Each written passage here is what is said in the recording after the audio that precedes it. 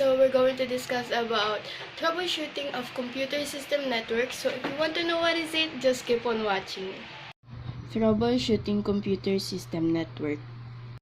Causes of network trouble. If a computer is unable to connect to a network or see other computers on a network, it may be necessary to troubleshoot the networks. A network may be not work because of any of the reasons below. First, network card not properly connected.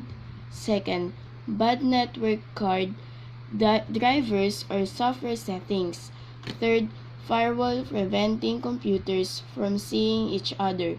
Fourth, connecting related issues. Fifth, bad network hardware. Verify connections or leads. Verify that network cable is properly connected to the back of the computer. In addition, when checking the connection of the network cable, ensure that LEDs on the network are properly illuminated. For example, a network card with a solid green LED or light usually indicates that the card is either connected or receiving a signal. If, however, the card does not have any light or has orange or red lights, it is possible that either the card is bad, the card is not connected properly, or the card is not receiving the signal from the network. If you are on small or local network and have the capability of checking a hub or switch, verify that the cables are properly connected and that the hub or switch has power. Adapter resources. Ensure that this is a new network card being installed in the computer, that the card's resources are properly set and not conflicting with any hardware in the computer. Adapter functionality. Verify that network card is capable to detecting or seeing itself by using the ping command. Windows MS-DOS users ping the computer from a MS-DOS prompt. Unix Linux variant users ping the computer from the shell.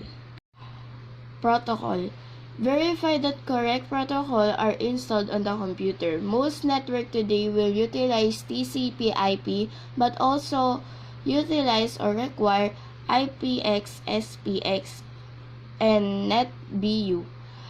When TCP/IP protocol is installed, unless a DNS server or other computer assigns the APX address, the user must specify an IP address as well as the subnet mask. To do this, follow the instruction below. First, click Start Settings Control Panel. Second, double-click the network icon. Third, within the configuration, double-click the TCP/IP protocol icon. Note, do not click on the PPP or dial-up adapter. Click on the network card adapter. Fourth, in the TCP/IP properties, click the IP address tab. Fifth, select the option of specify an IP address. 6. Enter the IP address and subset mask address. An example of such an address could be IP address 0 or 102.55.92.1. Subnet mask 255.255.255.129. 7. When specify these values, the computers on the network must all have the same subnet mask and have the different IP address. For example, when using the above values on the one computer, you would want to use an IP address of 0 or 120.55.92.2 on other computer and then specify the same subnet mask. Firewall. If your computer network utilizes a firewall, ensure that all ports required are open. If possible, close the firewall software program or disconnect the computer from the firewall to ensure it is not causing the problem. Additional time. In some cases, it may take a computer some additional time to detect or seeing the network. If after booting the computer or are unable to see the network, give the computer 2 to 3 minutes to detect the network. Additional troubleshooting. If after following or verify the above recommendation, you are still unable to connect or see the network, attempt one or more of the below recommendation.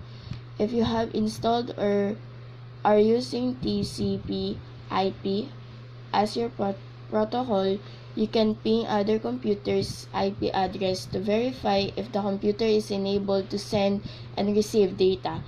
To do this, Windows or MS-DOS users must be a prompt and Linux Unix variant users must open or be at the shell. Once at the prompt, assuming that the address of the computer you wish to ping is 102.55.92, you would type ping 102.55.92.2. Another additional troubleshooting, if you receive a response back from this address and it is a different computer, this demonstrates that the computer is communicating over the network. If you are still unable to connect or see the network, it is possible that other issues may be present.